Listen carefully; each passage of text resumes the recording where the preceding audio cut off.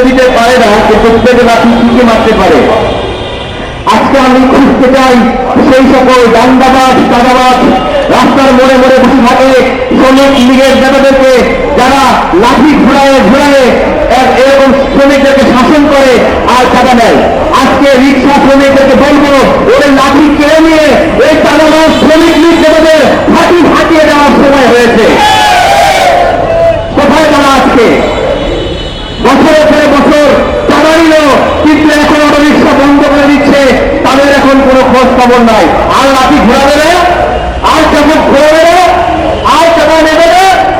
জিজ্ঞাসা করছি, auto rickshaw শ্রমিক ভাইরা অনেক টাকা দিয়েছেন, এইবার সেই টাকার উসুল করার হিসাব শেখ হাসিনার কাছে হিসাব দেন। এক একজন কত টাকা দিয়েছেন শ্রমিক লীগ নেতাদেরকে, এবং সেই টাকার টাকা ফেরত চান শুধু আসলে আমাদের টাকার টাকা ফেরত দেন। আপনার নেতা কর্মীরা নিয়েছে, আমরা এই টাকার টাকা ফেরত পেলে আমরা একটা মুদিখানার দোকান দেব।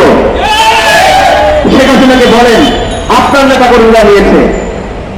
বছরের পরে বছর চাবুক ঘোরায় লাঠি ঘোরায় চাঁদাবাজি করলো, এখন অটো রিক্সা বন্ধ হচ্ছে, তাদের এখন খোঁজ নাই। ওবায়দুল কাদেরকে বলবো, ওবায়দুল কাদের একটা ভারতের বীজ, পাক্কা ভারতের দালাল। এই ভারতের দালাল ভারতীয় পণ্যের মার্কেটিং করছে, ভারতের পণ্যের মার্কেটিং করছে, ভারতের পণ্য বাংলাদেশে ঢোকানো দেওয়ার চেষ্টা করছে, তৎপর করছে, সেগুলো বেচা বিক্রির জন্য চেষ্টা করছে, এবং তারই অংশ হিসেবে এই অটো রিক্সা বন্ধ করেছে। কিভাবে অটো রিক্সা বন্ধ করেছে? ভারতের সেই সিএনজি, ছোট ছোট সিএনজি আপনারা জানেন, বাজাজের উত্তরার বিভিন্ন সিএনজি গুলো রয়েছে, এই সিএনজি গুলো বিক্রি কমে গেছে। কেন কমে গেছে? এই অটো রিক্সাগুলো বাংলাদেশে তৈরি হয়, এই অটো রিক্সার মোটর গুলো এখন বাংলাদেশে তৈরি হয়, অটো রিক্সার কিছু কিছু ব্যাটারি বাংলাদেশে তৈরি হয়। এই যে বাংলাদেশি মেড ইন বাংলাদেশ যে অটো রিক্সাগুলো, এটা কোনো পুরোকে বাচ্চা টাকা বানায় নাই, এইটা সাধারণ বিজ্ঞান প্রযুক্তি বানায় নাই, এটা রিয়েক্টিভ বানায় নাই, এটা ঢাকা বিশ্ববিদ্যালয় বানায় নাই, এটা ওয়ার্কশপের 3 পাস করা মেকানিকরা বানিয়েছে। এই মেড ইন বাংলাদেশ এটাকে বন্ধ করে এই হাত দল, এই বাচ্চাইশের দল, ওবায়দুল কাদের দল, এই মেড ইন বাংলাদেশ বন্ধ করে ভারতের 3 টাকার সিএনজি এখানে আনা তৎপর করছে। এই সিএনজি গুলো বিক্রি বন্ধ হয়ে গেছে না হওয়াতে এদের ভাগ পাওয়া কমে গেছে ভারতের দালালগুলোদেরকে। আমরা বলছি এই বুয়েটের ভাইয়েরা, গত কয়েকদিন আগে নিউজ হলো, ওই ঢাকা বিশ্ববিদ্যালয়ের ভাইয়েরা, এই নিয়োগ কোথায়, এই ট্রেড কোথায়, এই রাজশাহী বিশ্ববিদ্যালয় কোথায়? আমাদের মধ্যবিত্তের জন্য একটা অটো রিক্সা বানাতে পারে না, একটা অটো রিক্সা বানাতে পারে না। মাঝে মাঝেই দেখি তাদের তাদের পুরো যন্ত্র বানাও, সাথে আমার গবেষণা করো, তোমার তাদের গবেষণা বলতে পারো, আমার বাড়ির পাশে একটা গাড়ি দাও তুমি, যেটা আমি চলতে পারবো। কই? যদি বানাইতে একটা, তাহলে ওই 300 রান নিচে বাইরে থাকতে না, যদি বানাইতে পারতা, বানাতে পারো নাই। একটা রিক্সা বানাইতে হবে ভাই, যে রিক্সা নিরাপদ।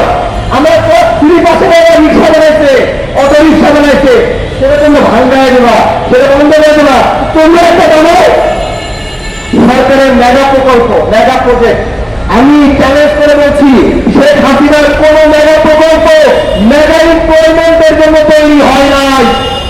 শেখ হাসিনার কোন মেগা প্রকল্প মেগা কর্মসংস্থান করে নাই, শেখ হাসিনা করতে পারে নাই। তার সমস্ত প্রকল্প উল্টো কর্মসংস্থানগুলো বন্ধ করে দিয়েছে।